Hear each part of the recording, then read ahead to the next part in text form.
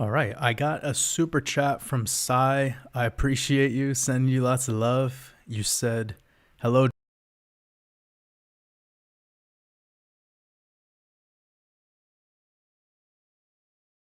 Right. Du. Okay, I think I'm live, but I'll be right back, okay?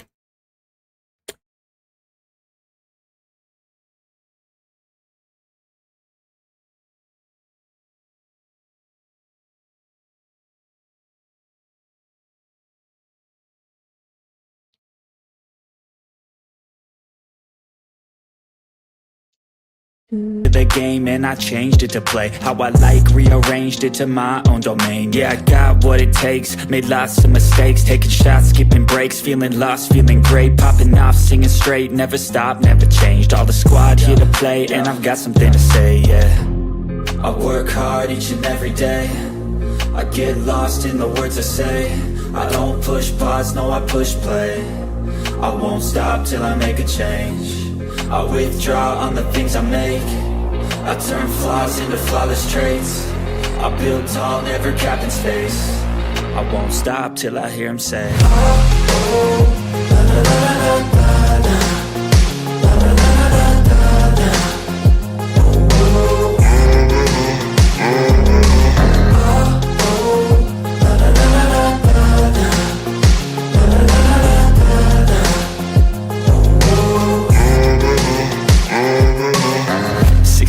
and I'm up again. I got tired eyes, need a cup of blend. That's right, in the AM, that's my only friend. No light, just the sun coming up on the horizon. I lose track of time, yeah, I move fast and climb a new class divine, yeah, true passion shines. And I'm through passing time, I choose stacking dimes. You snooze half the time while I move passing by.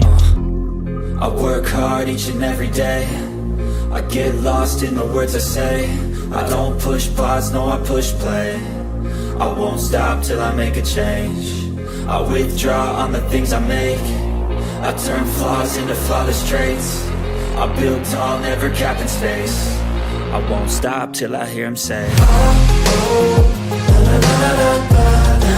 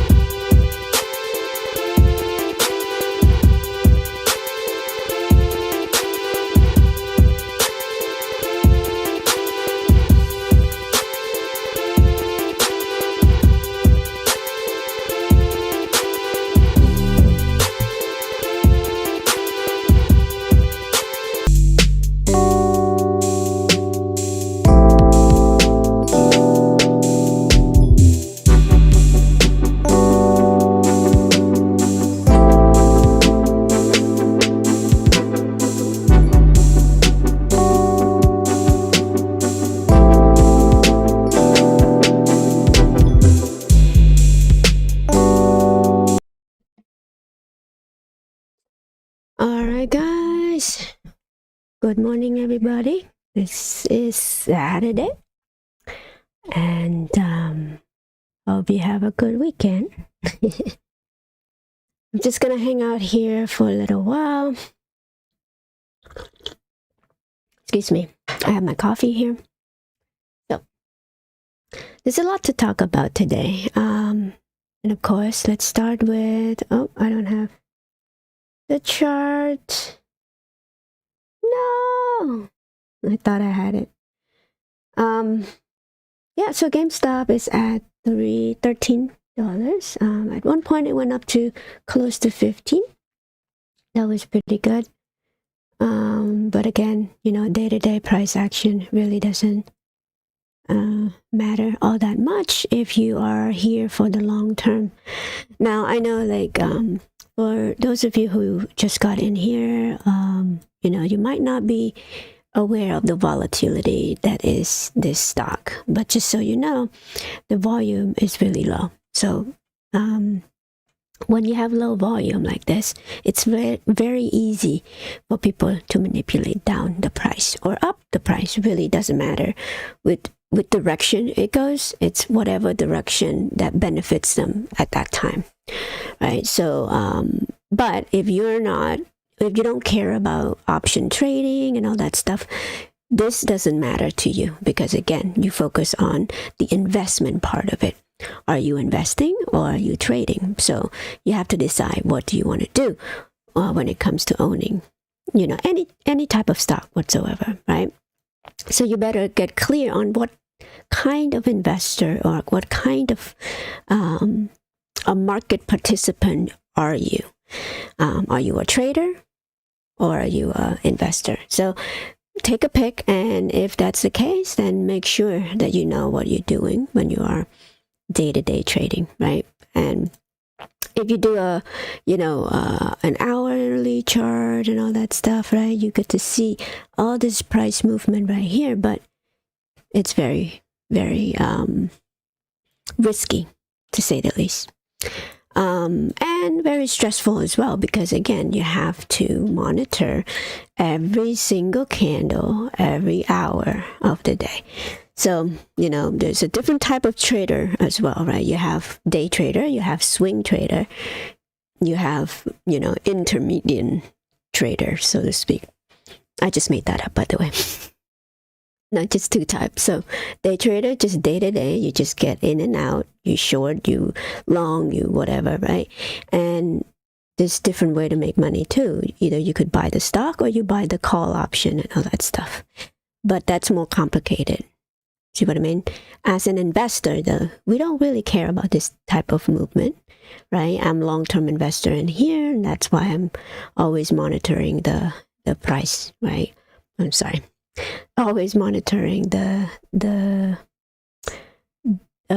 company action. So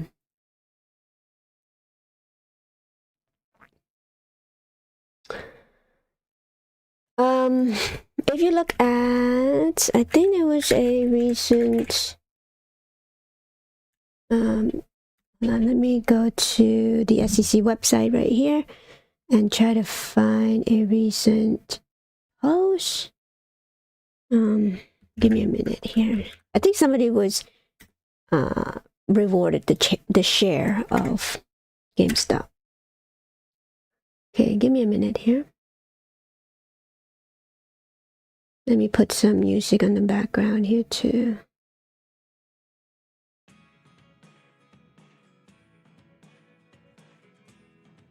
Hold on 1 second, okay?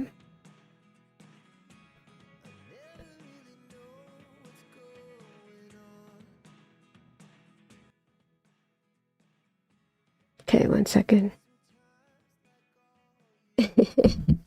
I'm trying to titrate the volume of the music here. Hopefully that sounds good. I'll watch back later and see.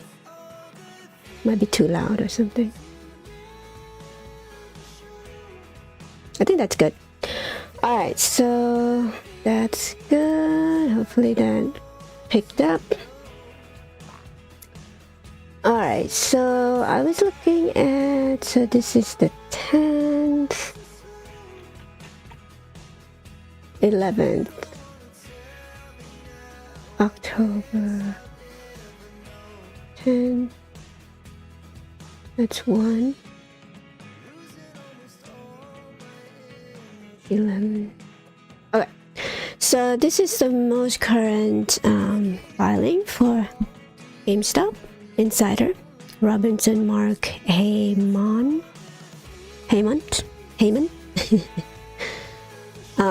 Apparently he sold some 11,000 share at $15. And so why is he selling? If you look at the what is it? Subtitle? No. Legend. The legend. Number 1 is right here. Represent shares sold in connection with the vesting of restricted share unit. Okay, and represent the weighted average. So that means they don't sell it in one go. They sell it in portion at a time. These shares were sold in multiple transactions, see? Around, so ranging from this price range, and the reporting person undertake to provide to GameStop and security holder of GameStop. The SEC, upon request, full information regarding the number of shares sold at each separate price range. So it's somebody sold at this price interval. The reason being is representing the vested of restricted share. So that's a reason. Not quite sure what that reason is, but really doesn't matter, right? I mean, 12,000 shares. If that's the price that they're happy to sell at. But I wonder what that term mean when it says vesting of restricted share or restricted stock unit. RSUs are restricted during a vested period that may... Okay, hold on, let me put it up here so you know what I'm reading here. So restricted stock units are a form of stock-based employee compensation. RSUs are restricted during a vested period that may last several years, during which time they cannot be sold. Once they are vested, RSUs can be sold or kept like another share of a company. So I guess the person just want to sell it at this price. Does that mean anything? Not really. I mean, who is this person? He's not Ryan Cohen, no. But if you look at his title, he's a general counsel and secretary, right? Now, I'm assuming it's a man because the man name, Mark, but who knows? Might be a woman too. But anyway, that doesn't really matter. But that happened October 12th, last month, close to a month ago. So it's not that bad. Now, if you look at the amount of shares that this person still have is 69,000 shares left, right? So it's not like they're selling it. They're not selling it as in the amount that 100% out of this stock at all. So that's one. And then there's another guy, Daniel William. He got rewarded shares. If you look at this one, A means rewarded share. These shares represents restricted stock unit granted to Mr. Morse by the issuer. So GameStop just, as a company, give them Class A common stocks. Now, keep in mind, that's what GameStop has, is only one class of stock. So that's what I like about this company, because they're not there to kind of, they call it pull a fast one on you, right? Because each executive, when they are rewarded shares or, selling shares, they are selling the same class of shares as you, including most executives out there, right? Like Ryan Cohen, for example. All right, so that's that. I mean, nothing to see, nothing to hear here. But I hope you enjoyed this video here. Oh man, it's so cute. Look at that. But anyways, I thought it'd lighten your day a little bit. So, one of those things where you have to stay convicted. Okay? And I know, like, if you're not used to crypto being down 20% and have the stomach to hold, dropping from, from the high to the low, 80%, and then hold it, and then have the integrity to add more at a lower price. You might not want to hold this stock, right? But let me show you something over here before the run, right? And this is the testament of somebody who, like, wow, you see this drop right here? You think it doesn't scare people, right? But here's the thing. If you look at the volume right there, you see, this volume was 130 billion shares, okay? This scared so many people, and that's why they sold. You see this? This is indicative of people actually panicking, okay? If you look at that, I hope you could see that. Hold on one second. I wonder why every time I don't stay on this page, the music doesn't play, but that's dumb. Anyway, so, but yeah, so this is how you know people are actually panicking and sell out of the stock, because the volume spike there. And then, this drop as well, even higher than the last one, 157. So people really did sell out of these things, right? So they did this drop for a reason, because they want you to believe that the company is actually doing worse when it's not, and then what else? You have this spike of people selling right here as well. 110, close to 120 million shares being traded back and forth over here. And keep in mind, this is daily volume, okay? Daily volume. Now, many people bought here. That's why you don't see much there until a couple months later. And they will sideway this thing until, people either buy more, either sell more, and all that stuff. In order to kind of make you feel bored to hold this stock. And that's the goal for them to do.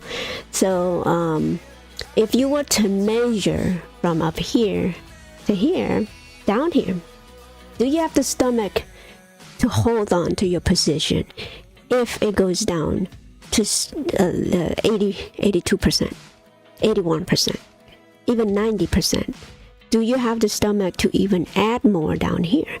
Most people don't, and this is why they do what they do, right? But the diehard investor out there, they would know that this is a steal, right? The price that it is today, not today, then before the run, is a steal now, right? Because you have the hindsight 2020.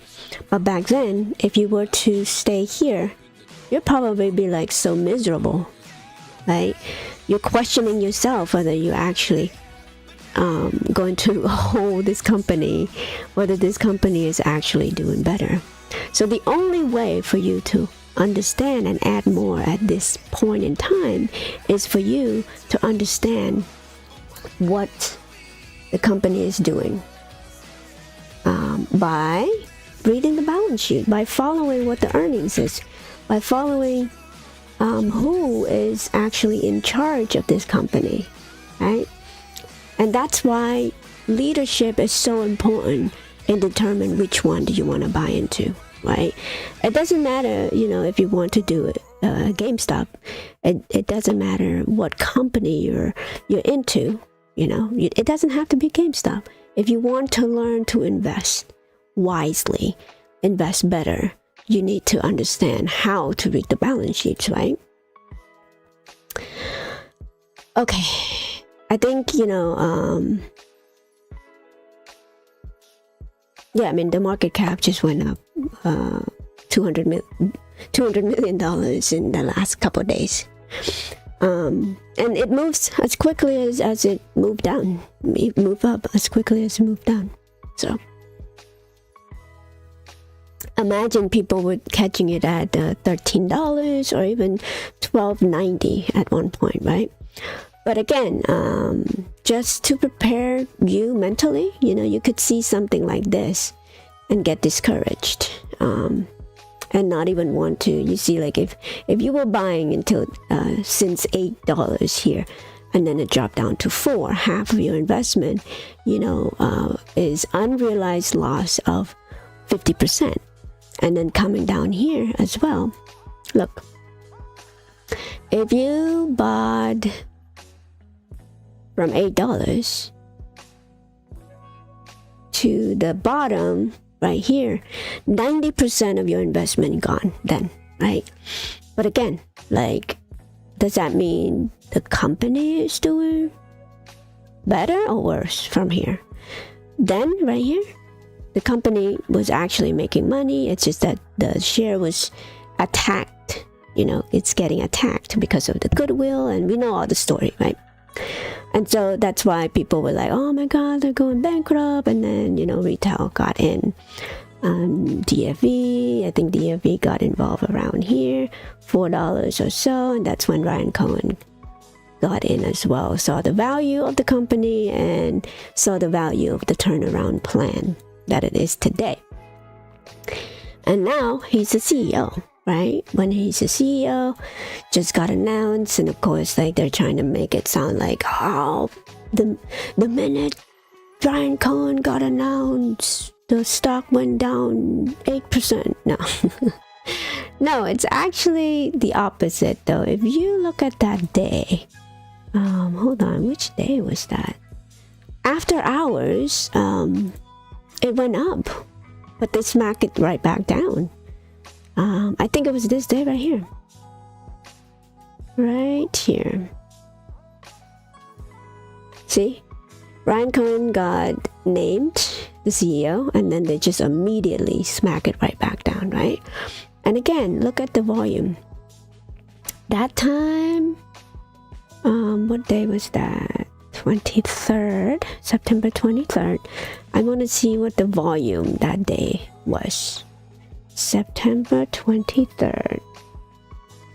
Sorry, bear with me, you guys. Right here.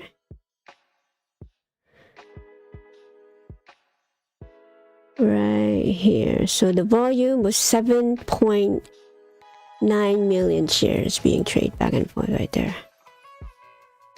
Oh wait, that's 2002.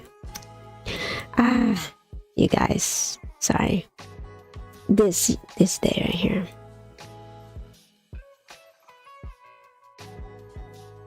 September 23.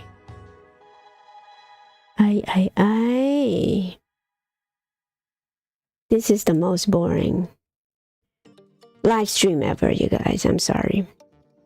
Okay, so this is the day, the 20th. The 28th of 2023. 28 September 2023. So what's the volume that day was? I want to find out. September 28, right here. Boom. 7.4 million shares being traded back and forth that day, right? And what do you see? You see a spike right there, right? But again, because the volume is so low, people are buying through computer share instead of the actual market. They make it sound like it went down, 2% by the time he got in. So they don't want you to be enthusiastic out here after hours, because most people don't trade pre-market or after hours, right? They usually trade around here, and that's why you see most of the price action there.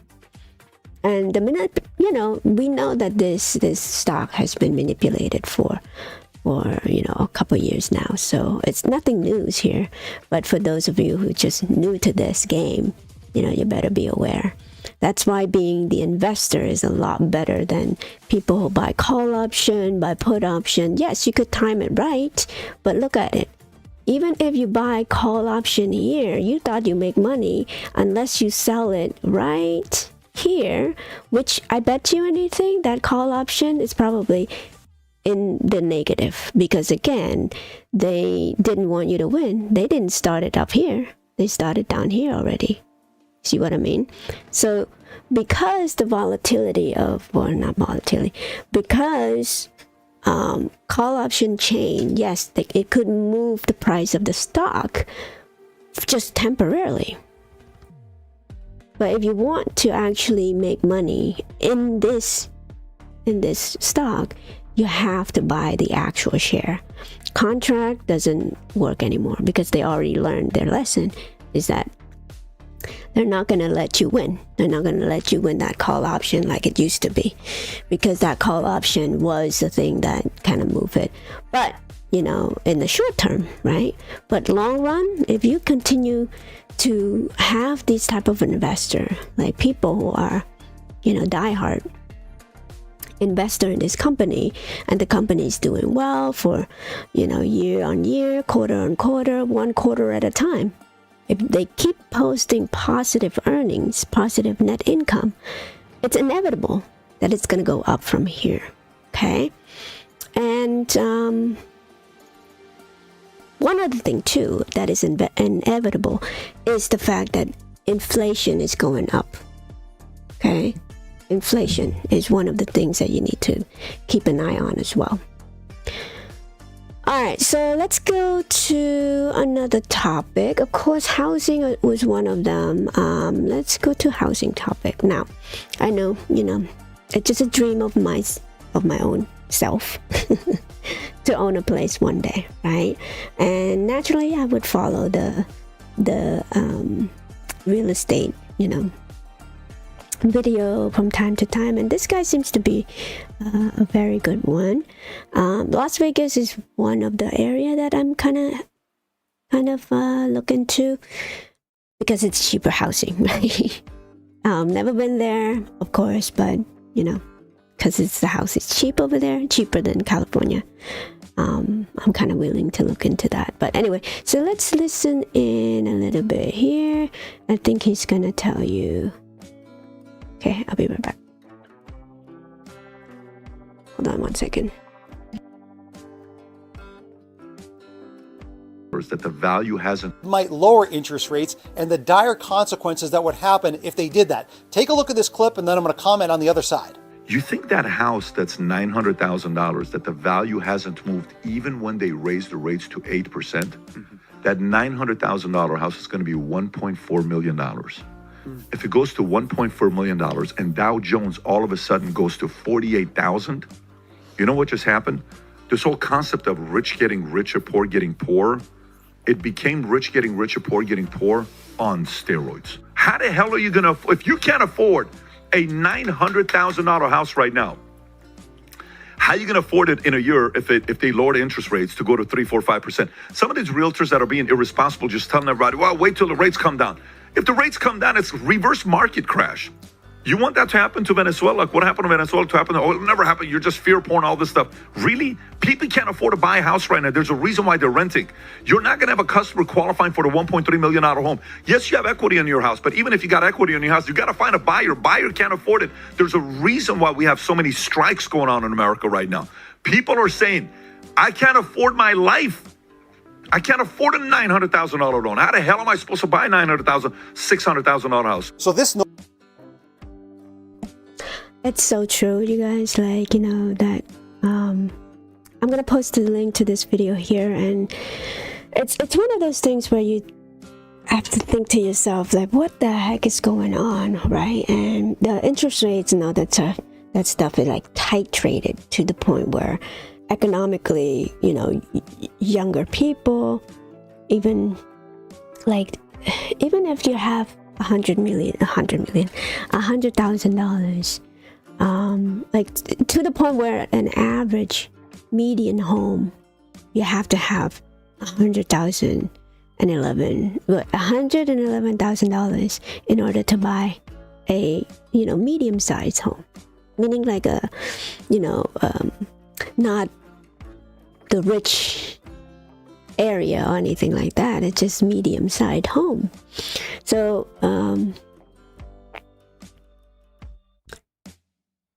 and then on top of that, you have the median income right now falling at $78,000, right?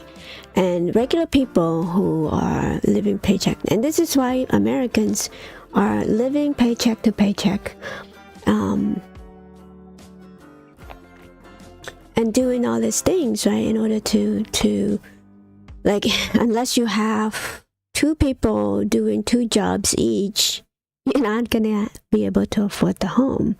And that kind of like cascading to the inability for people to start a family too, right? And population is going to shrink, and it's kind of a stark contrast between what they're telling you, that we're overpopulated, right? And it's like, you know, when we heard about 8 billion people are in here and all that stuff, like, is that a propaganda, or is it actually true that 8 billion people is overpopulated, right? And so I recently saw a video, but hold on one second, I'll show you that one while you're watching this one. Hold on, let's see. Oh, hi Lionel, what's up? Thank you for joining. Then go to, hi Jason, what's up? The 6,641 RSU granted to William yesterday too. Okay, yeah, I think I showed you guys that one. I think you probably missed that one. Maybe I have it, but I'll show it later after this one. Then go to, yeah. Oh, you're at work right now? Well, go pay attention to your work. Don't worry. I'm just babbling here, okay? But anyway, thank you for joining though. Anyway, so I mean, the national income, it just doesn't keep up with the housing market price. So the only way to solve this is to bring the price down in some way. Perhaps, you know, making more houses in places that needs to have those houses, oversaturated it, right? But they don't want to do that either, because they want to prop up that price, because we are, as a U.S. economy, we rely on the price, housing price. Now, when I said U.S. economy, I'm talking about the rich of the rich, okay? They rely on the asset price being high because they are doing rehypothecation. That terms means that they borrow your money, they take their own asset, whatever they have, billions of dollars in asset in housing, and they take that asset to borrow from the bank. And then they just roll over that. They do that in order to avoid tax. Remember Robert Kiyosaki? He do that to avoid tax. And on top of that, they get to depreciate the real estate value in order to make more and more and more for themselves by, borrowing money, right? And that's why he was saying, like, why would they tell regular American or regular people to save money, if they could do that with other people's money? And that's the whole point of, like, the economy is propped up by fake accounting, so to speak, right? But anyway, so this is inflationary too, but I recently looking at this particular segment right here, this guy's kind of cracked me up. Just the way that his eyes, like, oh my God, am I about to lie to people? This is just my thoughts here, okay? Now I listened to him, and obviously they were talking about how the Fed may be done raising rate, and that has economic implication here. So let's listen in, and I'll look at the SEC filing for Jason here. Fed's positioning and the way forward from here. Well, I think what we heard yesterday is that the Fed is still in inflation fighting mode, but Powell seems more confident that they can fight inflation without having to raise interest rates further, and instead just by holding rates steady. And so that's a change from maybe a few months ago. I think he knows how to signal a plan to hike again, and he declined several opportunities to do that on Wednesday, including at times I thought he was distancing himself from the dot plot, the summary of economic projections in September, where a majority of officials had projected one more rate increase this year. Of course, because of the calendar, we know that would have to be in December. And he didn't really, point back to it. So one interpretation, you could say he was keeping his options on the table, wasn't ruling anything out. That's certainly true. But some of the body language, his read on the economy suggested he doesn't want to hike again if he can, if the data can support that. Claudia, I want to bring you in here and ask this question to you.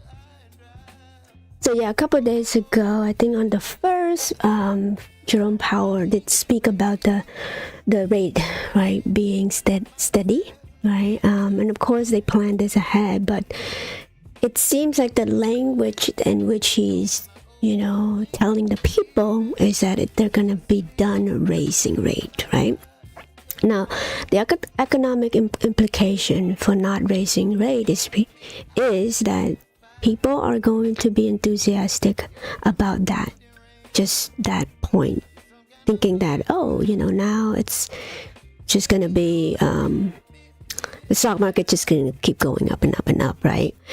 And also, too, people are going to be becoming more and more confident in investing again and all that stuff, but that's not kind of like what the data is telling you, right? Now, number one, when they're saying stuff like that, they only mean about the 1% up there, right? Right now, the 1%, they don't buy any stock. Like, mostly they are investing in bonds and stuff like that, because bond have given them zero risk in terms of, like, with the exception of the fall of the U.S. government, right? That the U.S. government will not be able to pay that back. Of course, that's like the risk there. But is it highly likely that it happened? It might be like 10 more years, right? Who knows? But, we see that China has been dumping treasury, and that's why sometimes even the Federal Reserve can't even control the rates. And this is probably why he is deciding to signal to the market, like, hey, market, when I said the market, it means like the people that he works for, that we're not going to raise any rate anymore, due to the fear that there might be other country dumping the treasury bond, causing the value of treasury bond to go down and rate to go up again. So, and again, like if the rate goes up 1%, 2% from here, and I think Jamie Dimon was the one who said that, the 10-year could go up to 7%, which is, it's around 5 now. So 2% up from here. And so, JP Diamond, obviously, he's the Chase Bank CEO. And he, usually have like an inside information, and he can't kind of keep his mouth shut sometime because he wants to be the one that signal the market and appear like he's warning you. He warned you ahead of time, but sometimes he do the head fake as well, right? So you have to understand that these people, they have two different opinion here, right? One is from the private opinion, and then one for the public to hear. They do that in order to fake you, so that you don't take money away from them, and they could get to make more money on top of the money that you deposit. Okay, let's see. Hold on. I hope that makes sense. So I think Jason was talking about this particular filing, which I showed earlier.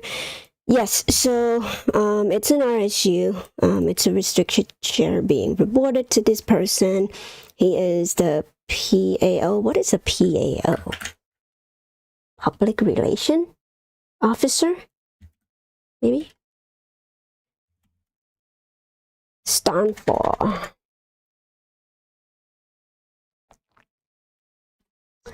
So PAO, Principal Authorization Official. Okay. Oh, property. So there are a couple.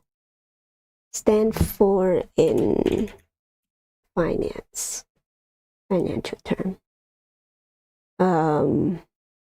Professional accountancy organization. What the hell?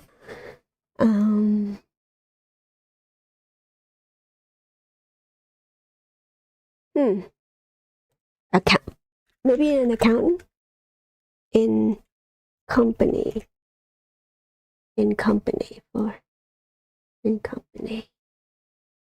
Principal authorizing officer, official in business. What is?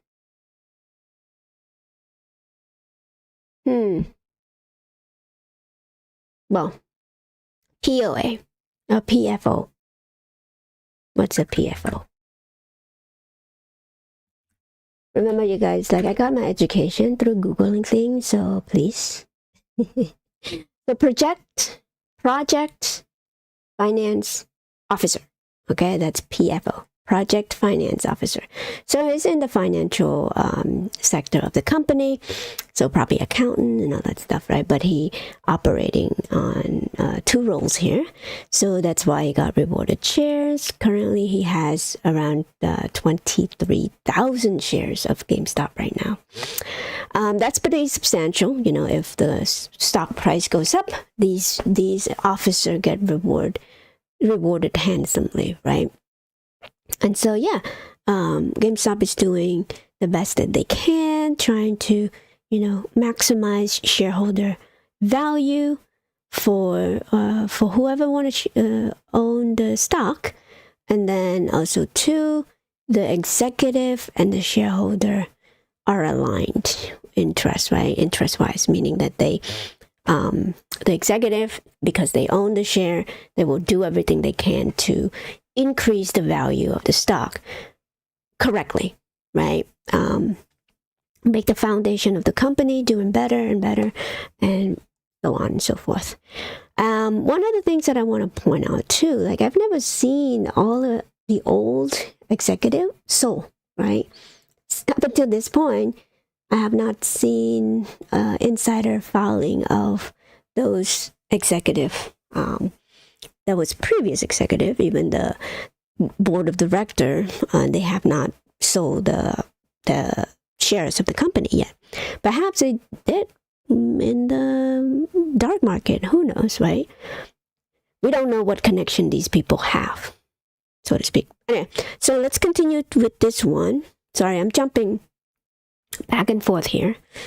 But I think it's important to listen to these people and think about think about it too, you have to understand that these people are put in front of you and as an expert for a reason, right? They want to convey or influence you to do something. And when they want to influence you to do something, you better think twice or at least check the facts for yourself too. So just keep that in mind. In here and ask this question to you. What's your take on Diamond's interpretation of the impact of where the Fed is in its rate hiking cycle? What's your assessment? So I absolutely agree with Diamond that everything's on the table. Anything could happen. The Fed has said numerous times that they're in a risk management mode and also pointed to geopolitical risks, new risks that could show up along the horizon. I do think that they're having a real impact even out at the long end, the 10-year treasuries. The Fed really is looked to as the oracle. Like, let's interpret the data. And I agree with Nick that they have taken a much more sanguine approach that they didn't have to. Inflation had kind of stuck around and wages didn't move down as much as had been expected. And yet, and GDP has been really strong. And he said, that's okay. We're gonna make progress. And so I think she said right there, GDP is really strong. Now, remember, the GDP that was posted on the day of release was 4.9. This one hasn't been adjusted, you guys, meaning that there was an update. Remember, I showed you on the GDPnow website. They have, oh, there you go, little monsters coming. The GDP was revised to this point, remember? So it was revised to 1.2 from 2.3 back in this October. So hold on one second. I'm gonna play the rest of the video here. Powell's message was more optimistic than Diamond's, and I think given what we know right now, that's appropriate. And yet, yes, we should have prepared for the risks. Claudia, what do you make of the assessments just about recession at this point in time, and for Jamie Dimon and what they're seeing, not just in how the Fed is conducting its own policy, but also in the customers that they service, and really pointing back to the resiliency of the consumer right now? I think we need to recognize the fact that we are leaving 2023 in a much better place than most commentators and probably even the Fed thought we would. Consumer spending has held up. Yes, their wealth has increased. People have built a buffer. It's not just the fiscal stimulus at this point. Like, they have set some money aside, and that's really important. And most of all, the labor market has continued to be very strong, even as it's moderated some. And that is absolutely crucial to spending and growth going forward. And so far, it's been a rebalancing that has been gradual, slow and steady. And that is the exact opposite of a recession. You could still have one. There are a lot of bad things that could happen. But so far, we are moving in the right direction. I know Nick yesterday really pushed Powell on the recession. Is it in your forecast? And, he said, no, not in the staff forecast. Nick, I want to ask you then, what's your assessment of when you think about how Diamond came across as more, I wouldn't call him like, he used the term of like they stress test, basically. They test for these scenarios of higher rates, right? And we're not at 1982 levels, right? Is Diamond too worried or is Powell too optimistic? What's your take? Well, they have different jobs, right? And Diamond's job is to make sure the bank is positioned for any environment. And I think it's reasonable to highlight the tail risk that, if you pause here and you pause again in December, of course, there is a risk that if the economy is stronger, and it has been stronger than people have expected for 18 months now, and if that continues, I think the risk here is, yes, you aren't talking about doing one more rate increase in the first half of 2024. You're talking about doing, maybe more than one. And so that's the risk. At the same time, Diamond said, in that interview, he would be pausing here. I would go back to something Claudia said. I think the tell yesterday was in how Powell characterized the data. He had opportunities to point to The University of Michigan inflation expectations number, which was high last month, he dismissed it, not a big deal.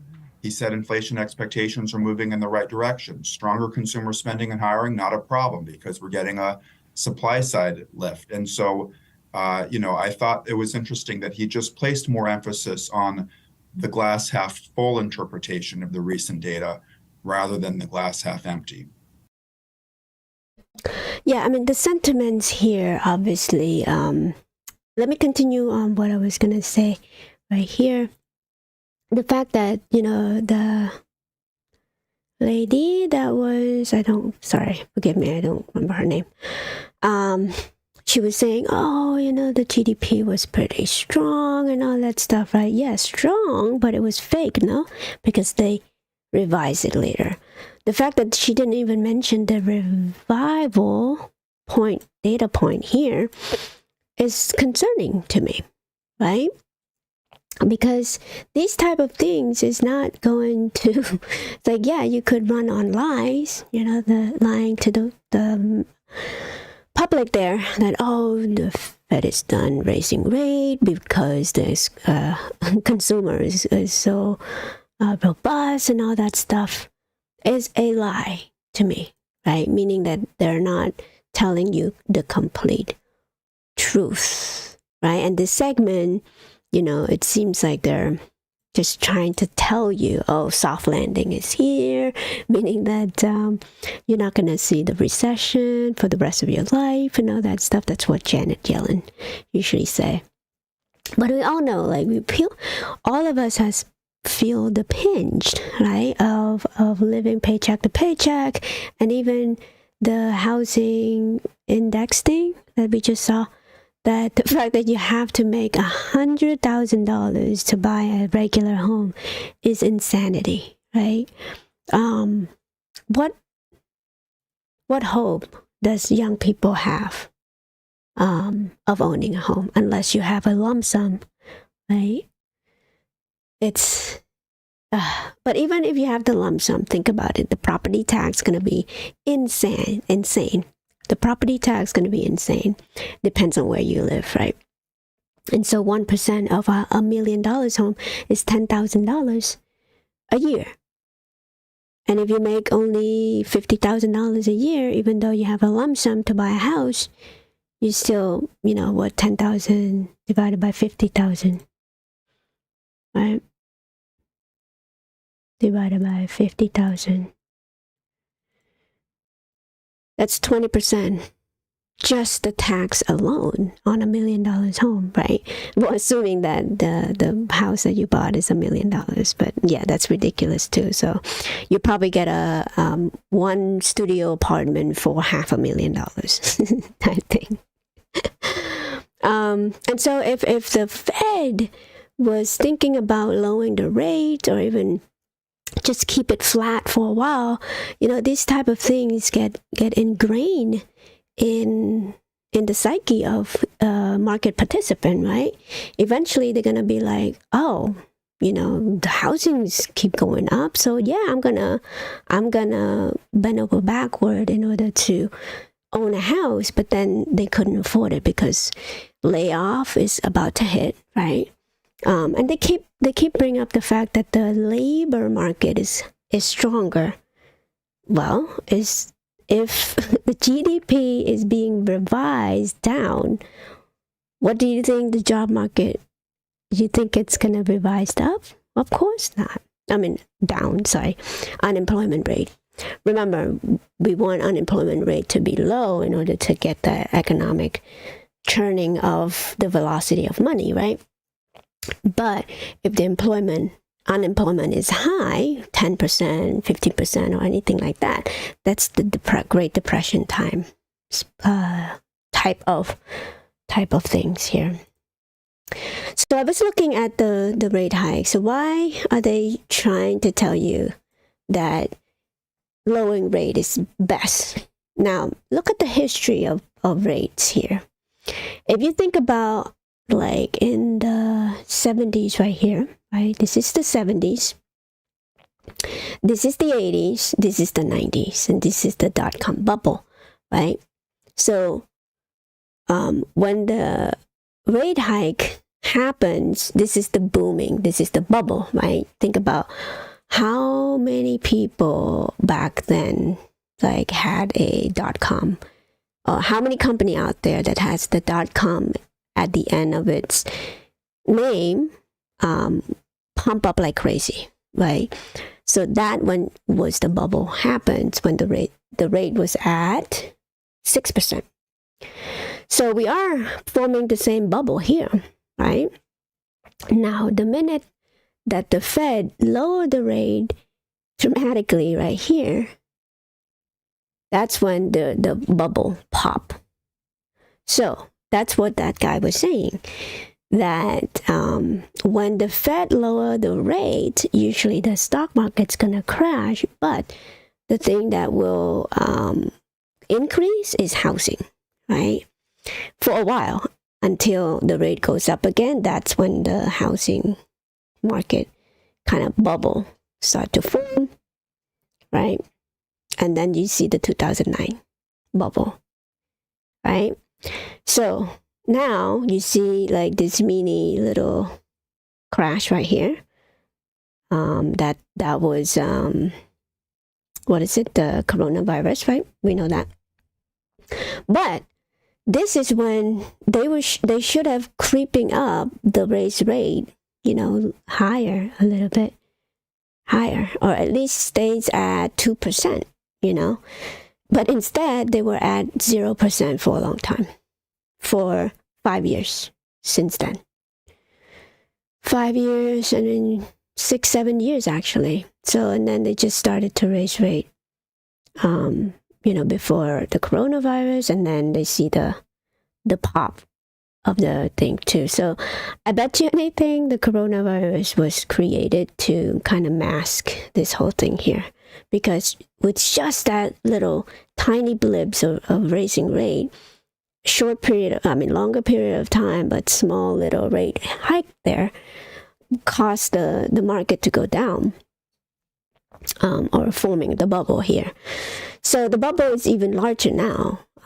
So if the Fed just continue to stay flat for a year or two, or even considering lowering the rate, is another,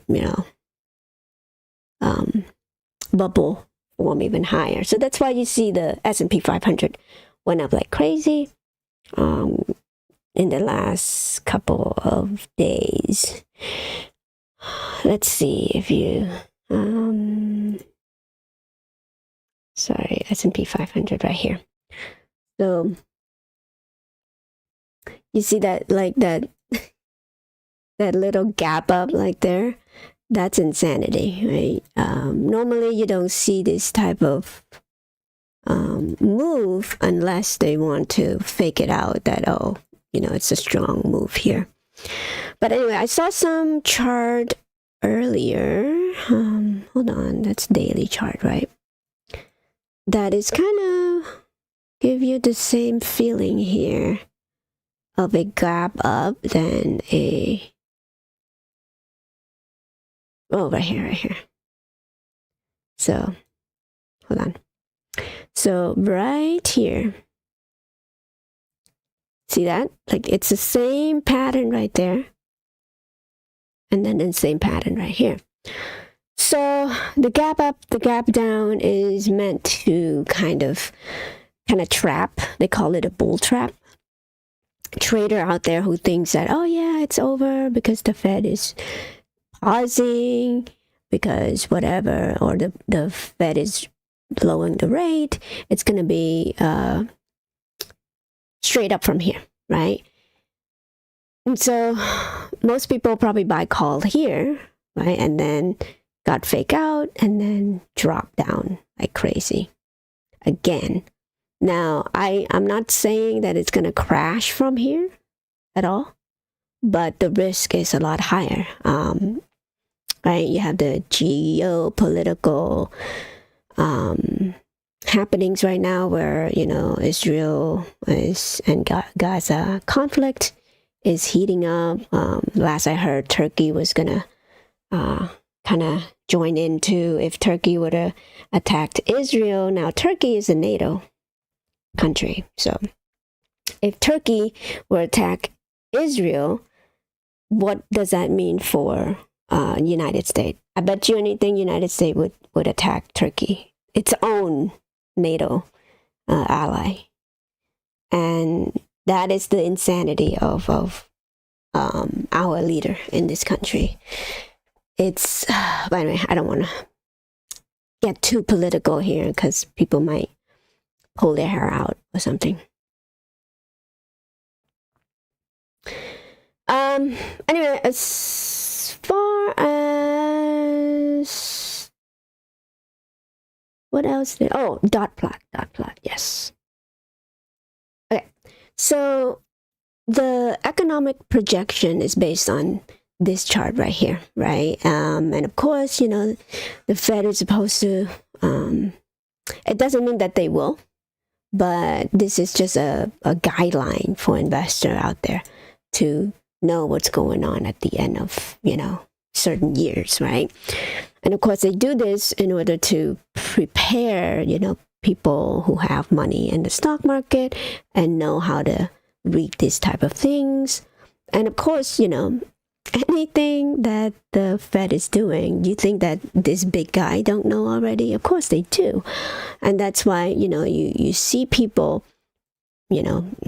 platform like this bring so-called expert out there to tell you, oh, this is the greatest thing. They're raising rate and even starting to lower it. It's going to soft landing this whole thing, And again, they're trying to soften the blow in order to make you feel secure and not panicking and just take your money out when you should be taking your money out, right?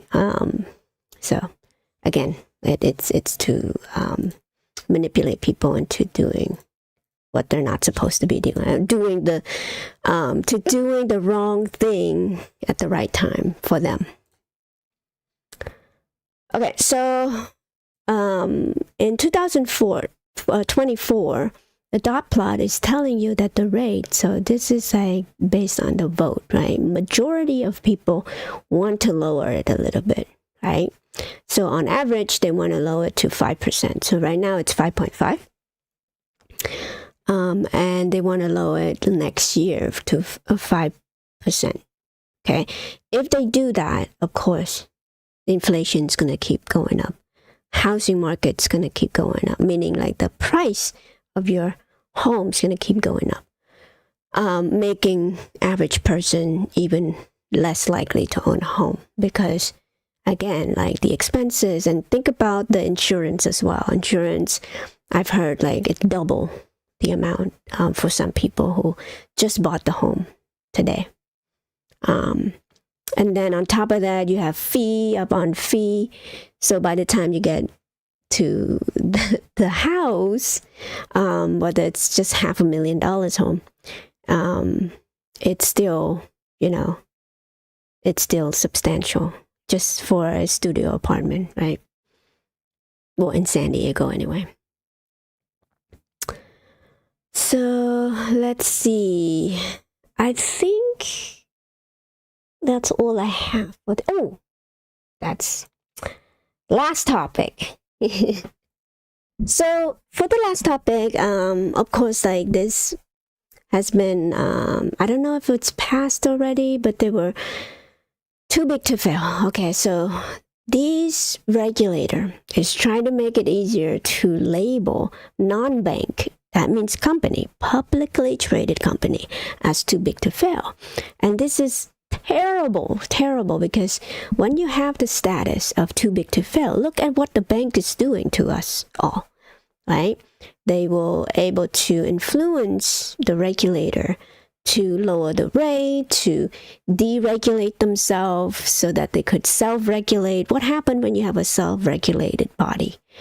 If you have the prison maid regulating themselves, what do you have? You have people who naturally have more influence, more power because they have more money to influence other people to do atrocity, right? They could commit any crime that they want. if they're too big to fail, because they have your 401k, they have your retirement as a hostage. Obviously, they're going to be able to do that, right? And people are like, oh, no, you're crazy to think that way. It's not far-fetched, you guys. We're already experiencing that. Look at the Wells Fargo, remember? When they were creating accounts, fake account, nobody went to jail. People just get a slap on the finger, slap on the back of the hand, and then, the CEO resigned, new CEO, people forget about it. When this institution, these bankers, these executives should have gone to jail for that particular incident, right? And it's decades of doing that. It's like sickening. And finally, when they get caught, what do they get? Nothing. They get the money, right? They get the salary, they get the bonus, they call it golden parachute, right? And the Department of Justice don't do anything, So this is bad for everybody, because now you have companies out there that will ruin your life by monitoring you. Like, imagine if they deem Apple too big to fail. They deem Facebook too big to fail. They deem Microsoft too big to fail. What life do we have? What privacy do we have, right? Nothing. Sam Bankman-Fried found guilty of fraud. I mean, imagine too, what if they, institution like FTX get to be too big to fail at some point, It's fraudulent. Like, you will not ever get a middle income family, middle class, being able to get out of that class. Like, you be one class, the class that able to, kind of serve the uber rich. And then if you serve the uber rich, what happened? You most likely to kind of turn a blind eye to the crime, the atrocity that happens on top, because the reason why, the only way for the top people to make money is through, through manipulating financial incentive, like taxes and what is it? So because they're not income based, right? That's another thing too. The tax structure is terrible for the middle class, for the working class. Now, I'm not saying that it's doom and gloom here. Of course, there's ways. If you understand how tax works, and you understand how real estate works, and you understand how, like, working for money is not a kind of like a way to get out of this at all. You have to do both, right? Of course, as a regular working class, we need to be, more vigilant of, like, keeping your jobs, right? And on top of that, you have to be vigilant and not overspending, and all that stuff. So there are ways to get out of this, but I'm just saying that regular people, it's exhausting to have to do that, I have a lot of people who kind of like numb to all of this, right? And they don't understand how the regulator out there, how the Federal Reserve actually could ruin their life, right? Ruin the 401k of people who are putting money away for 30 years of their life, but then come to find out they lose it all through no fault of their own, but because of the irresponsibility for institution out there that deem themselves too big to fail, right?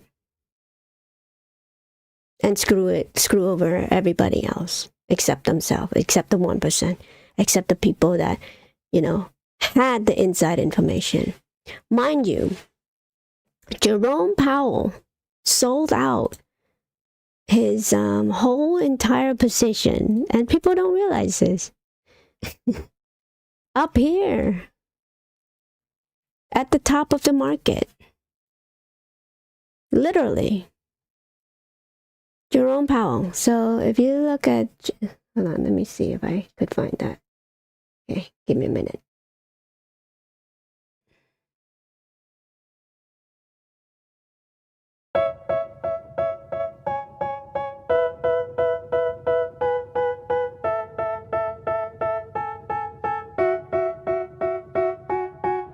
They tell me that I'm never gonna make it. They want me to do something that could make sense. They hate when I keep dreaming I'll be famous, but I don't give a fuck, I'ma keep chasing. I got all this potential that's deep inside of me, but they hate when you're successful cause they try to be. They sit there being judgmental because you're trying things, and they just want you to settle and do the right thing. So get a good job, don't slack off. Wake up every morning, make a good impression on your boss. Don't do anything that I wouldn't do, and when you're making money, make sure you don't spend it too soon. Fuck that, I'll do what I wanna do. I got a different path from everyone, and that includes you. Who are you to tell me how to live life? In these times it feels like nobody's right, yeah. So I'ma figure out what else we succeed, and then invest all of my time into that and proceed.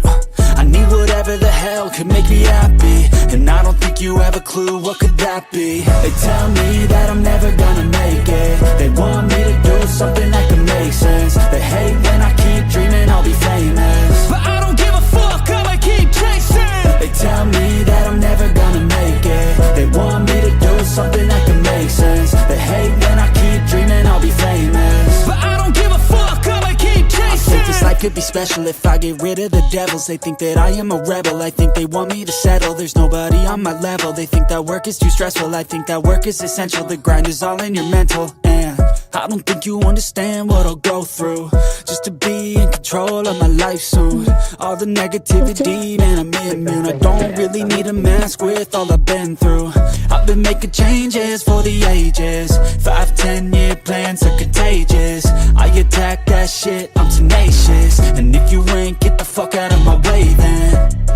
Got one life, I won't regret it. I will fight until I get it. I'll look back one day from heaven and say, damn, I learned some lessons. And say, damn, I had no questions. I had fun in every second, and the journey was a blessing, yeah. They tell me that I'm never gonna make it. They want me to do something that can make sense. They hate when I keep dreaming I'll be famous, but I don't give a fuck, I'ma keep chasing. They tell me that I'm never gonna make it. They want me to do something that can make sense. They hate when I keep dreaming I'll be famous, but I don't give a fuck, I'ma keep chasing.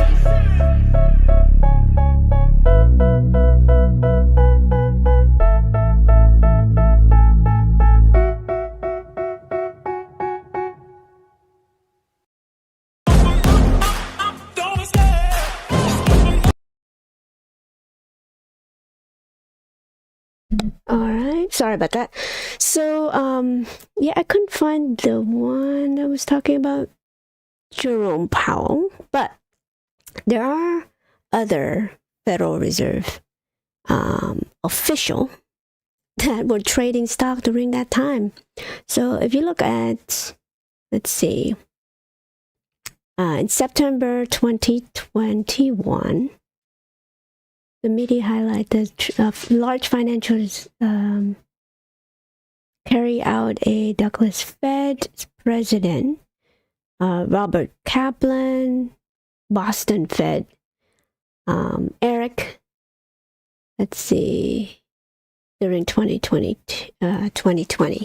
So that was like before COVID, right? Or even after that. But Powell told the press on September 22 on the year 2022. No one on the is happy to be in this situation, having these questions raised.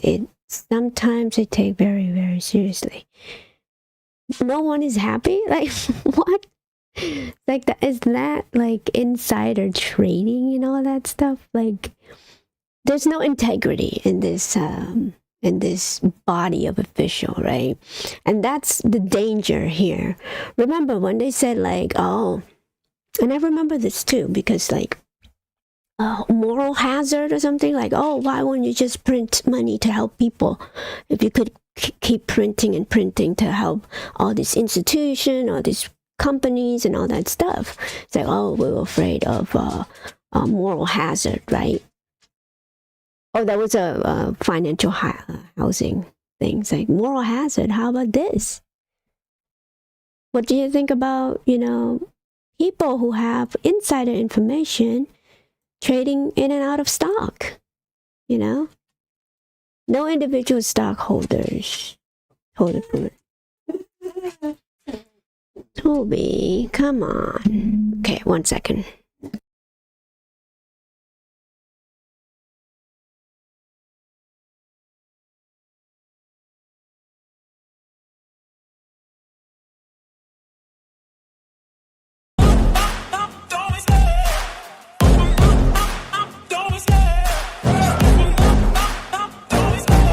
Love the chase and the hunt, and I set the pace when I'm running. I always take what I want and I always give it 100. Don't need a bank, no I'm funded. Play the game like it's nothing. I'm always thankful for something. Don't take for granted, stay humble. Now wake up! It's time to look at the enemy. Look in the mirror if he is no friend to me. It's not working out, maybe it's the chemistry. It's time to break up so I can make a better me. Better believe in your mind, cause it's everything. You can mold, shape, find almost anything. All it takes is some time and some clarity to find your identity. It's mind over everything.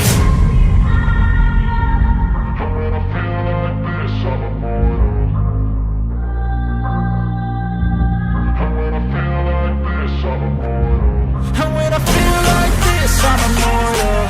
When I feel like this, I'm immortal.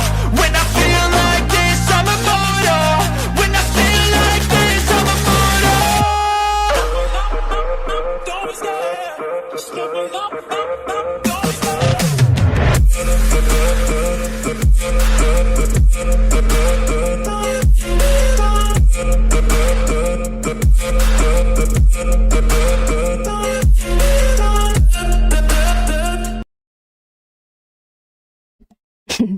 Okay, sorry. The demon was here, so little Toby. But anyway, so I'm gonna play this one. I meant to play this one, but I was playing the song. But first, the black eyes keep coming over at the Federal Reserve. Federal Reserve Vice Chair Richard Clarida traded between $1 million and $5 million out of a bond fund into stock funds ahead of a key Fed statement. Yahoo Finance Fed correspondent Brian Chung is here with the details. Brian, what's going on here?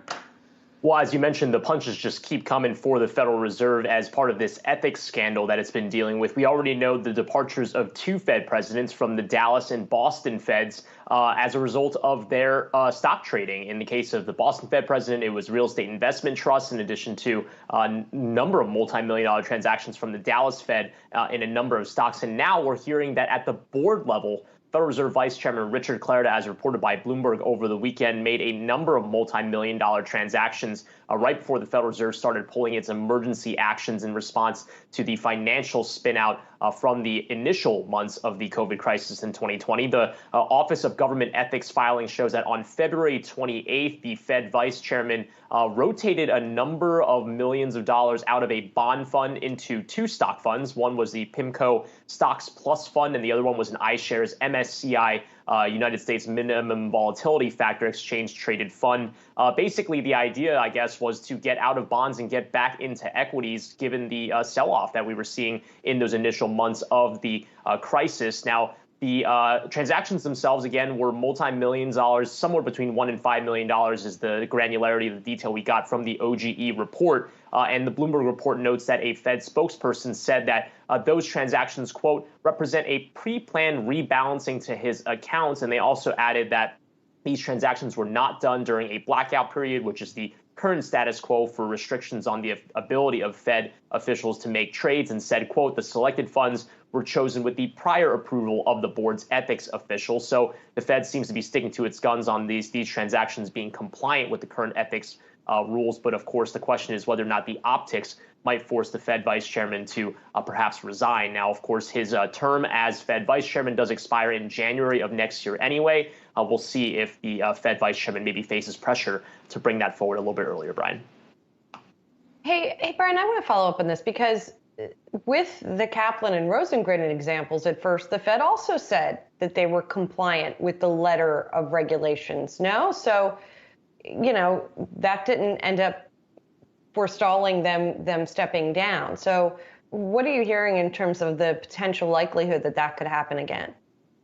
Well, for what it's worth, I haven't heard anything like we should expect a resignation or anything that would be pulled forward in terms of retirement for Fed Vice Chairman Richard Clarida. But as you point out, it was the same story with the Boston and Dallas Fed presidents, where both the reserve banks and even the board itself insisted that the trades that were made were not necessarily out of compliance with the Federal Reserve System's existing code of ethics. But we did hear from the Fed chairman, Jay Powell, in a press conference about 2 weeks ago, in addition to congressional testimony last week, that all of these episodes that we've seen over the past few weeks have shown that the current status quo for the code of ethics clearly is not up to snuff, that it needs to be more stringent. And indeed, it is the case that when you talk to financial contacts who work in investment banking, or even journalists who cover financial news, they all appear to have, in some cases, more stringent rules around the types of trading that they can do than those officials at the Federal Reserve who engineer this type of economic policy, which is a big reason why the Fed is now embarking on a review of its government, of its ethics around government officials making these trades. So we'll see how stringent they might want to tighten up those rules. But of course, this is everything from the Federal Reserve. Who knows how long that review could take. So Brian Chung, thanks so much. 1 second. So this was a news back in 2022, January 2022. So it's not like, completely new here. It is one of the, ethical question, like whether these people should be able to do this type of transaction at moment's notice like this. And they always come back say, oh, we're fully compliant, we're have rule that is so restricted, and these type of things, it's already pre-planned. It's BS, right? It's all BS. The same thing that Ryan Cohen, that AMC Adam Aaron, CEO, said, like, oh, the reason why I'm planning to retire, I want to diversify my portfolio, therefore I want to sell all of my AMC shares, which is BS, right? And of course he was able to sell it at $40 a share, $30 a share. I bet you anything, the people that invest at that time would love to sell it at that price. Jason, don't forget that people shorting, a lot of time they have saved up tons of borrowed shares for a rainy day, and to sell all at once to purposefully make the people panic and doubt. Sure, yes, I mean, I totally, agree with that, because again, it's psychological, right, Jason? It's like, that's why I always say, like, the stock price is total psychological. And if you have no stomach to see this drop, right, and not have the conviction to hold the stock for a long term, you're going to make, even the people who hold it for long term, like, think about how long this whole thing has been going on already since 2001, right? Like, think about how people been buying throughout here, and my cost average is up here, $40. So again, like, I jump in since May of, let's see, I think it was May, yeah. So around here, I bought in around here, May or so. So, and then I remember adding more around here too, but little at a time. And right now I'm just waiting for my lump sum in order for me to all in again, like try to lower my cost average even more. And that's the whole point, is that, they want you to sell up here, or thinking that it's going to drop over here, therefore you should sell down here. Why would you do that? Right? Because you're, number one, you won't be able to take advantage of the long-term capital gain taxes, right? Because if you sell it now, obviously you're going to sell it at a loss. Yes, you could technically harvest that loss for the next year trading year. And then, but you run the risk of it going up. And then now you have a higher cost average. And then at that time, you probably have to wait another year in order to take advantage of that tax burden or whatever, if you get some profit off of this particular trade. But again, like trading in and out has its own inherent risk, has its own inherent reward as well. But those rewards are short term. That's what I've learned when I was used to be a day trader myself. So yeah, thank you, Jason, for that comment there. And hi, Lynn, what's up? I forgot to say hi to you. Ever since GME and AMC stocks, it's changed my whole perspective. A perspective on, I think. Sorry. About Yahoo Finance news make me wonder about other news organization. Talks about controlling. Yeah, I mean, the same way, same here. When I saw this run right here, of course, I did not know anything about GameStop, you guys. Let me tell you the story here. I did not know anything about the GameStop. What GameStop was even, like, because I didn't grow up here in the US. So, when I go to get, like, I don't even buy games, console and all that stuff. I grew up in Cambodia, and the console that I'm used to, remember the Tetrick? I can't even, Tetrick? Like a very old console, but it's back in the 90s. Okay, so those are the only, and we were poor back then, my dad was the one who bought it, and of course, he passed. But anyway, long story short, I don't even own any console, right, growing up. The only thing I owned was computer, right, over here in the United States. So one of those things where, you kind of like play game throughout your childhood, but I didn't grow up here, so the game that I'm used to is like very old already. Anyway, so I don't have any game up until like recently that I bought a whole bunch of game to play, right? But by then, the gaming industry like grow up to be like, oh wow. I remember discovering RPG like 5 years ago, and I was blown away, right? But anyway, so since then, I like playing RPG. Up until then, I was playing Mario and, kind of like small games like that. So, but hold on one second. The Demons is here.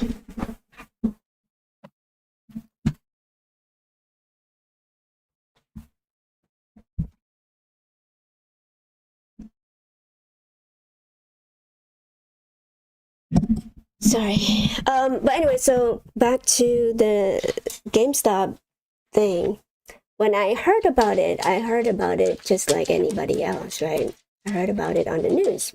And this is the run right there, right? I heard about how Robinhood was actually holding the trade down. And I was so mad because up until that point, obviously, I was kind of invest in the market and understand a little bit about, shorting, a little bit about call option. But I was just learning it throughout my time of being, kind of like investor / trading, swing trader myself, right? Again, like I was just learning about the market at large here.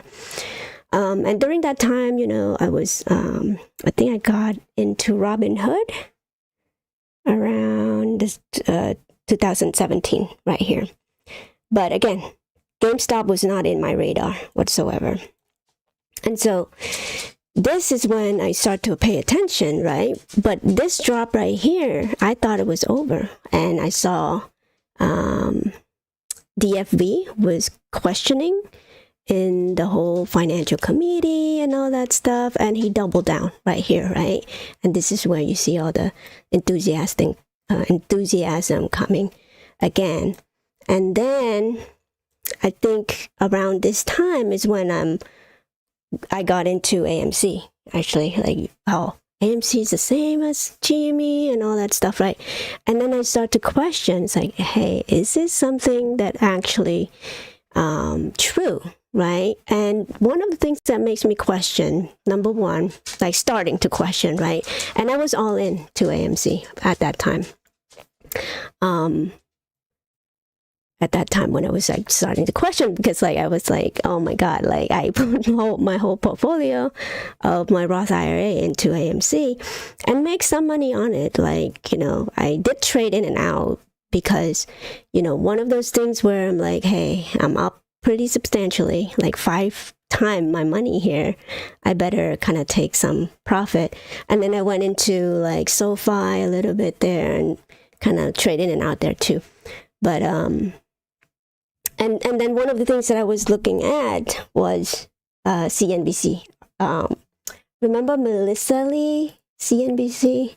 It's not just Yahoo Finance, you guys, and this is why it kind of clue me in too. It's like, why are these people pushing Adam Aaron while not even mentioning GameStop at all, right?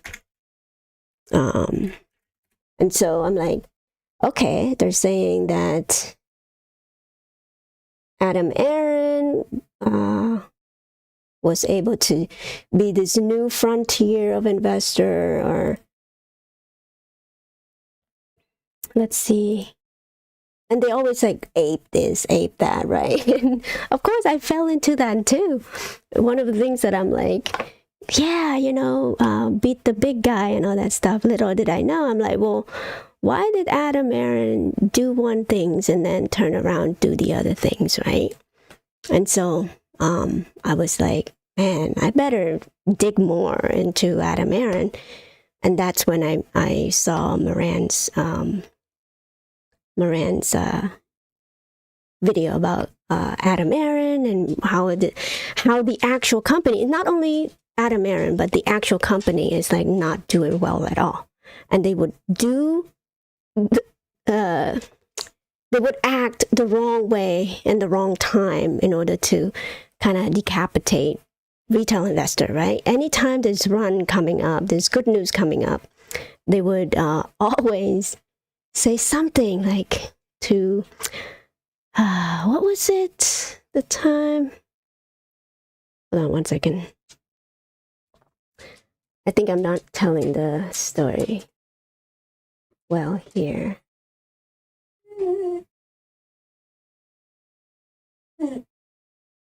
Hold on, I'm looking for... Okay, little demons, what's going on with you? Huh? Okay, one second. Demons is here.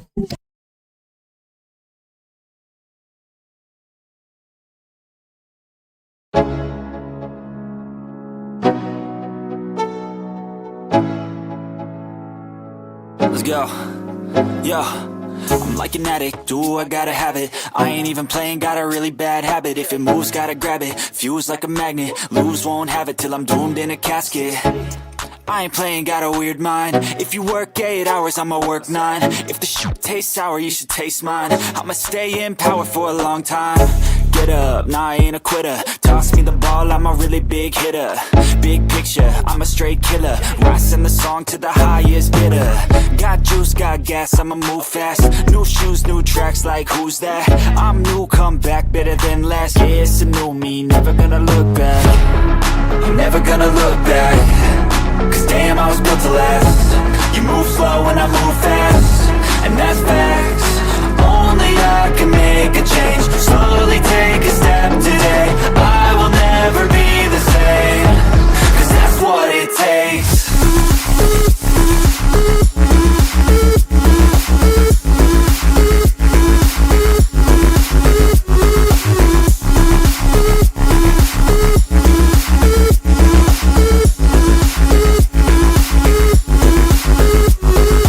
I take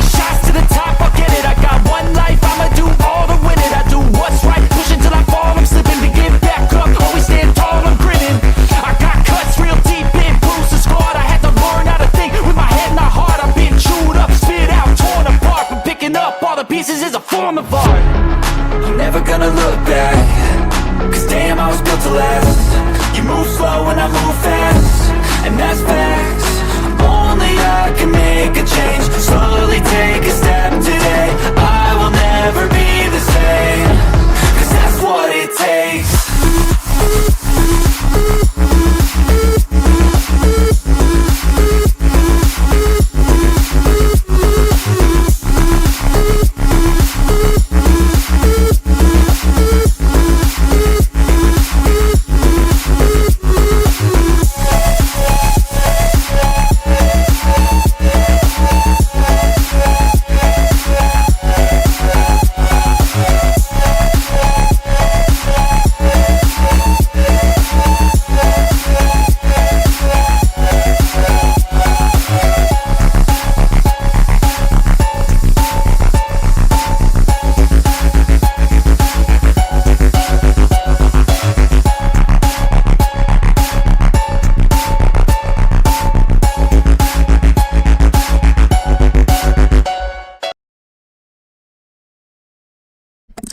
All right, I'm sorry, you guys.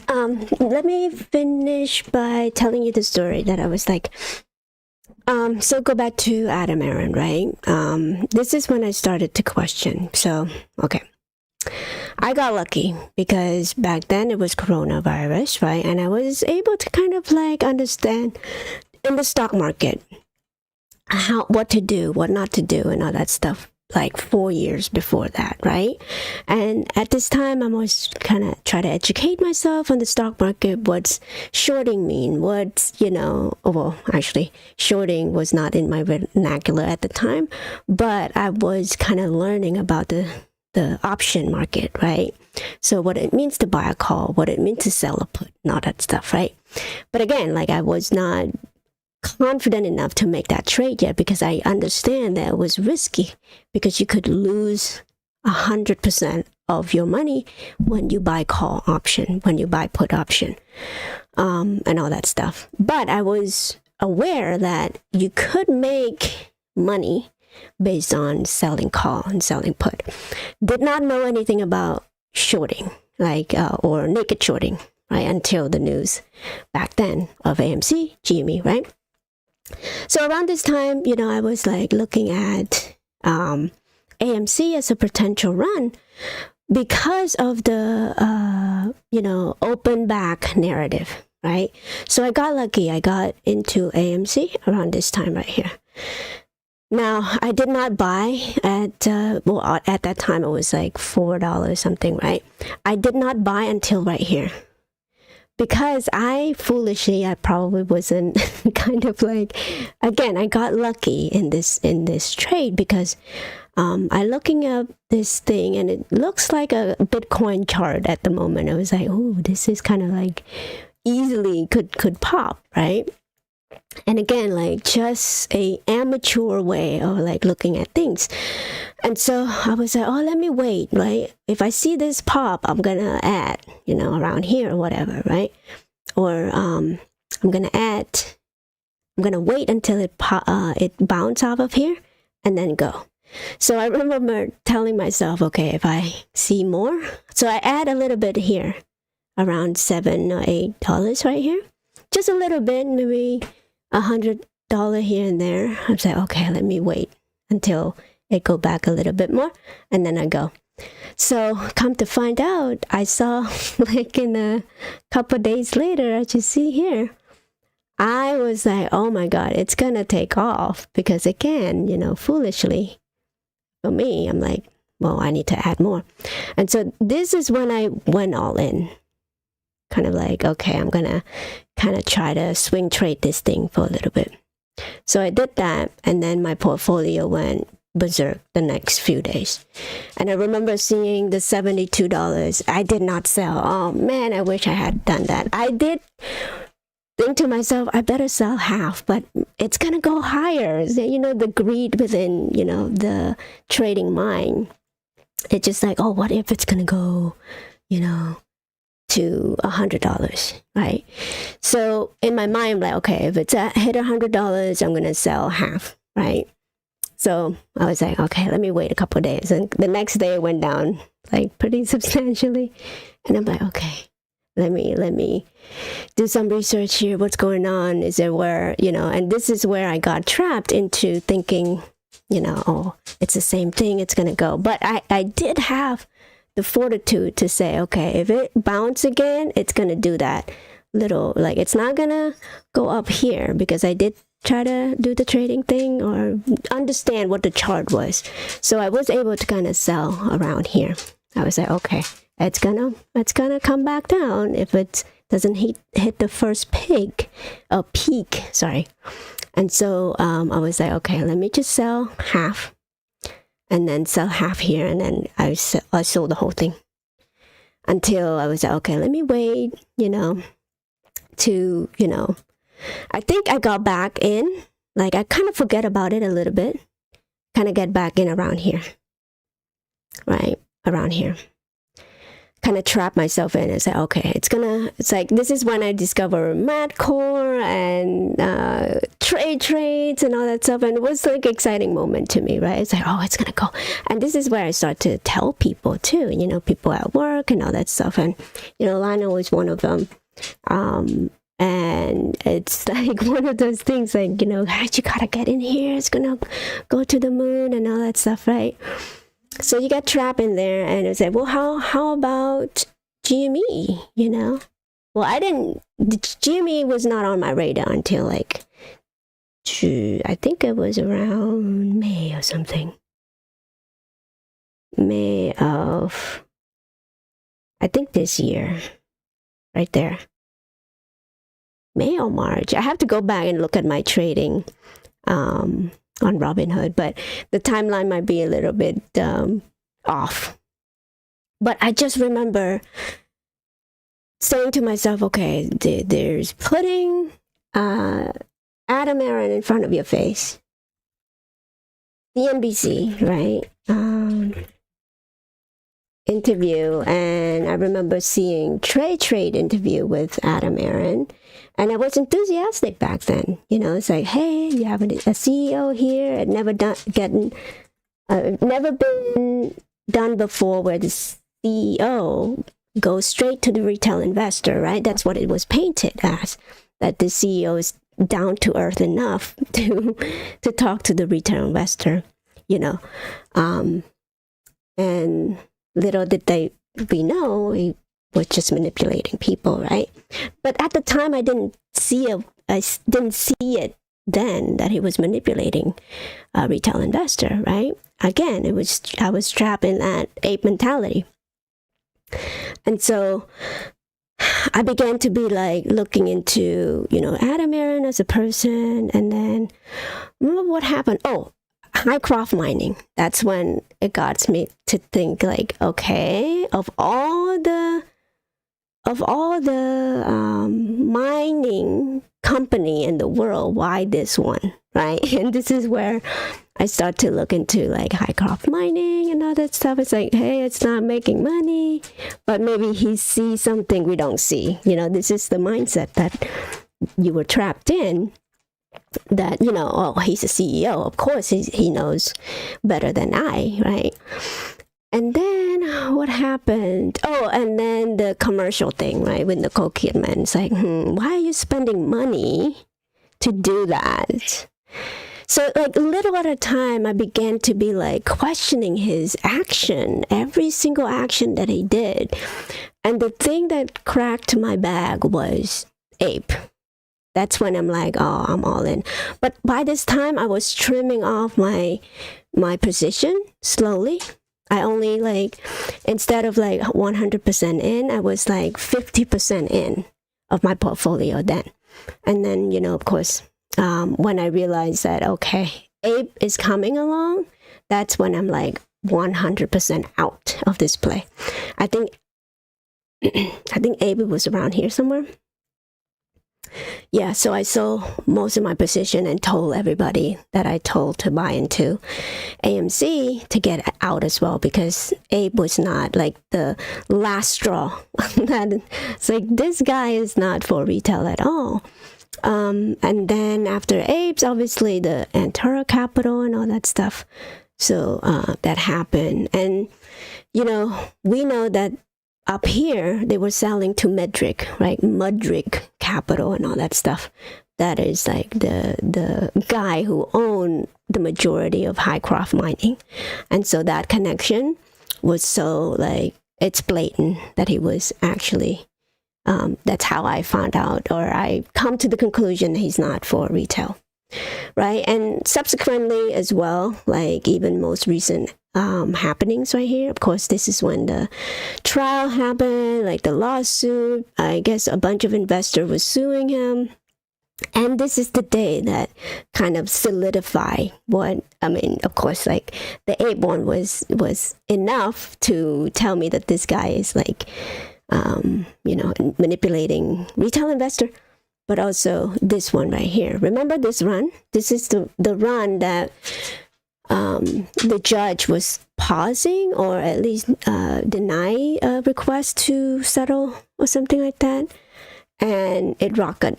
Meaning that they don't. The judge was kind of denied the motion for the company to do the reverse stock split of 10-1. Okay, so the enthusiastic happens, right? And then the next day, Adam Aaron tweet something. Say, hey, we need to still just keep in mind this is not good for our company. The stock price went up, and it's not good for the company. How? Right? But back then, obviously, you know, people were like, what the hell? And of course, AMC Bigham come out and say, this is bad for the company. And that's another thing too.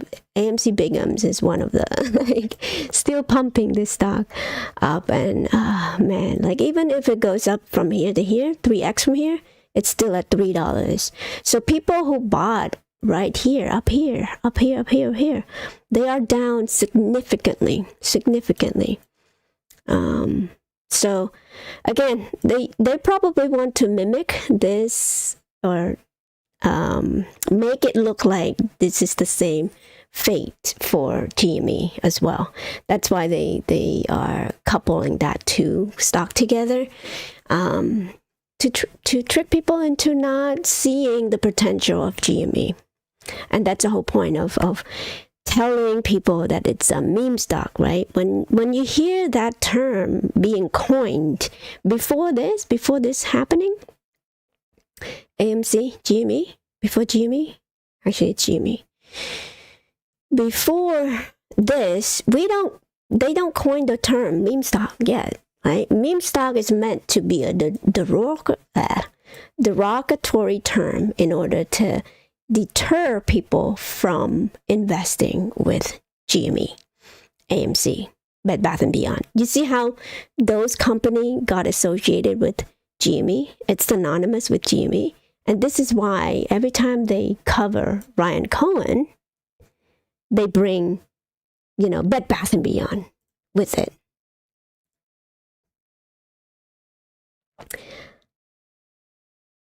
Then, Adam Aaron and trade double gross.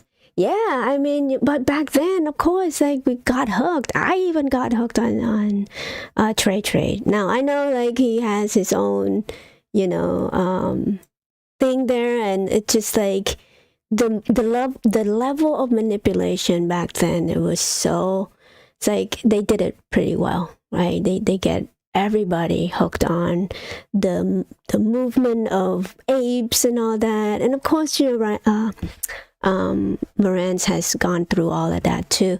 Like, what is it, that lady? Even Cat Striker, I bet you anything, she's probably a plant as well.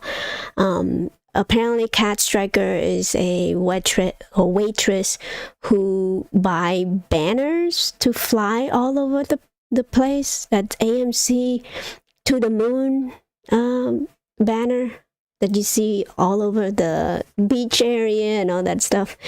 Where does she get the money from? And of course, like this, it's what's it, funding? Public funding, and you know, people donating and all that stuff. And most of that money is probably coming from innocent people who thinks that this is actually real, right? So, yeah.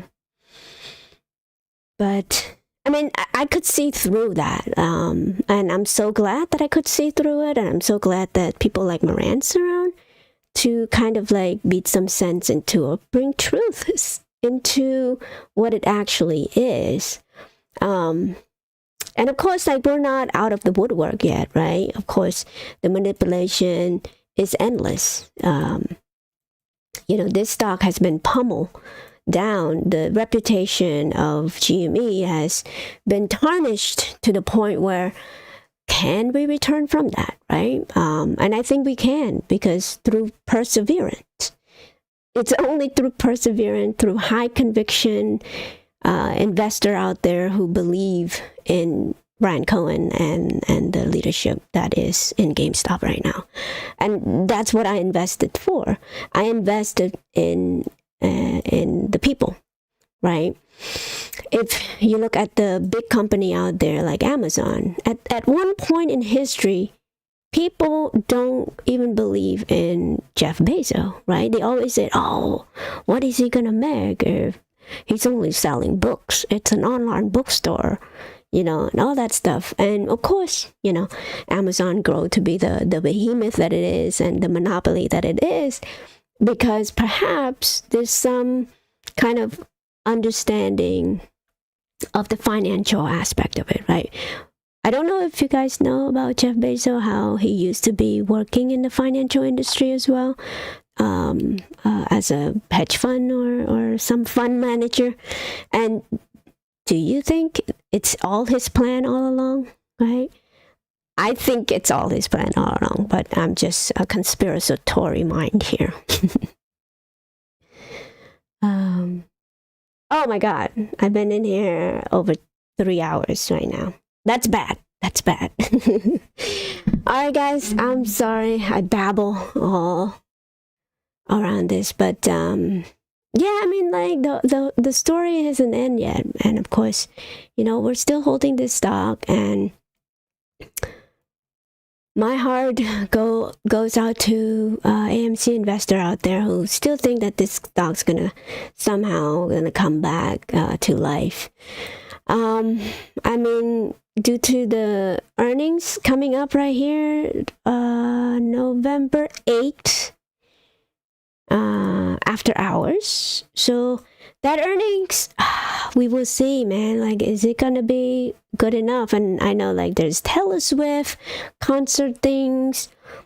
Again, I'm not trying to pump this up at all.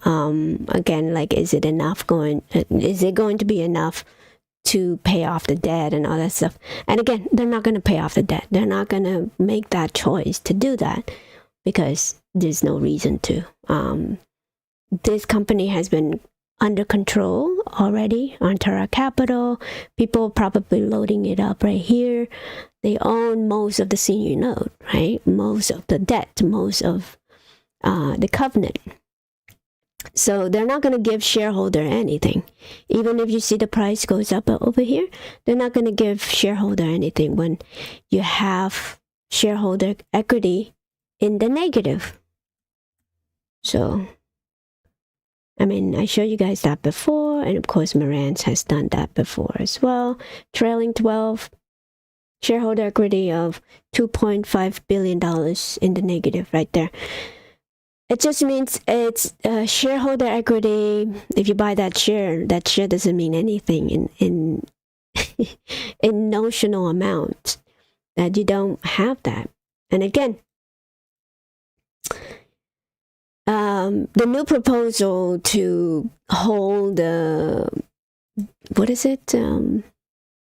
people, the board of director accountable is not enough to keep this company afloat. I bet you anything. So too little, too late at this point. All right, guys. I just see a couple people just joined in. I've been here 3 hours already. I'm sorry. Usually Saturday is my day off and kind of bored with what I do most of the time. So thank you so much for hanging out. And I will sign out.